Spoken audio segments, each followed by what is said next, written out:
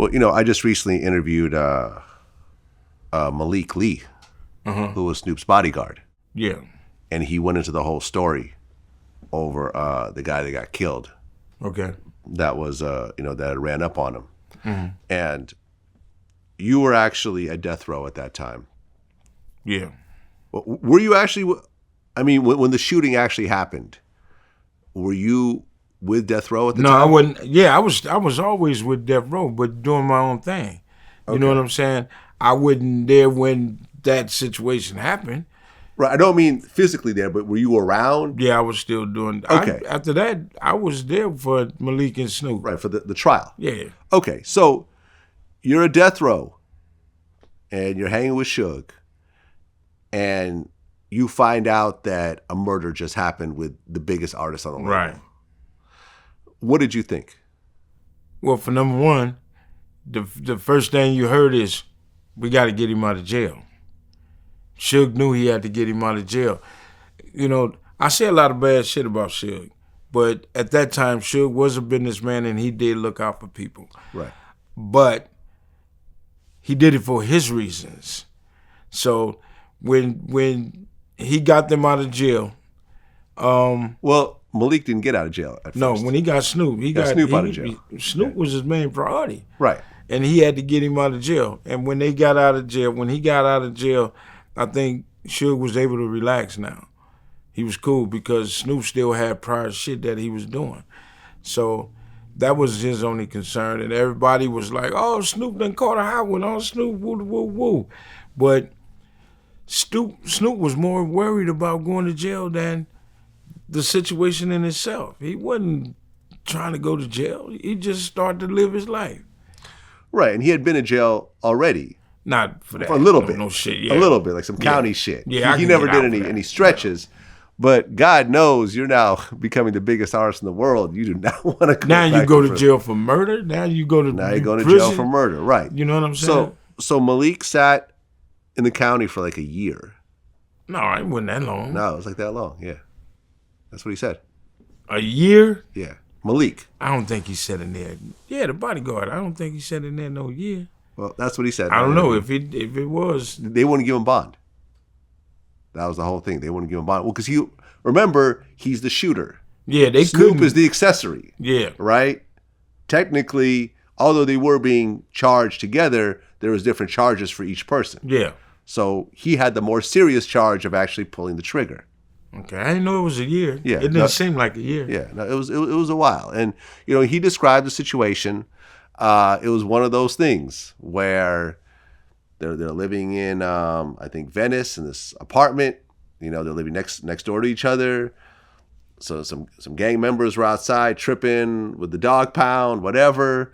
They leave to go to the studio, and then they realize Daz had forgot the DAT player. Because back then they were recording on DATs. Right. They turn around and come back, and then one of the dudes that was there was like kind of flagging him down and said, "Hey, listen, we're really sorry. My homie was tripping. He's diabetic and hasn't taken his pills or whatever." And then this dude comes out the bushes, starts to reach for his gun, and then Malik opens fire and kills him in self-defense. Well, on the way back, we're going down the street and we see this guy like in the middle of the street, it's just kind of like waving us down, flagging us down. And it was kind of strange to me, but I noticed who it was. I know it was one of the guys that was in the front seat, and he's waving us over. So we kind of pull over, Snoop pulls over, and I'm thinking, okay, this could possibly be a situation. So I set my gun on my lap. He goes over off the sidewalk now, and he's kind of standing up by some bushes.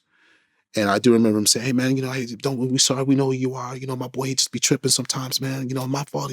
I still remember him saying something about medication. I don't think he took his I still kind of vaguely remember that because I think about this a lot of times. And to make a long story short, not to he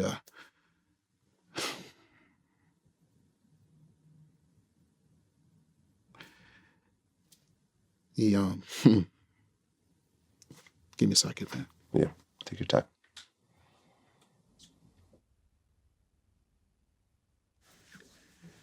He He just said, man, my boy, he tripping sometimes, man. We sorry. Next thing we know, we saw who we know now, the deceased, try to run at us, and the guy grabbed him, he pushed him. And when he pushed him, he reached. And when he reached, that's when I fired. So then the trial starts. Now, leading up to the trial, and we talked about this, there was threats going around. There was, new, stories that the witnesses were being intimidated and everything else like that. From your point of view, when the trial starts, was it tense? Was there situations around, or? That was one of the reasons why Suge wanted me to come and sit up there every day. People was coming up there saying that they gonna tell a different story and make sure Snoop go to jail, get found guilty. It was people pretty much making threats as, if you don't give me this is what we gonna do type of shit.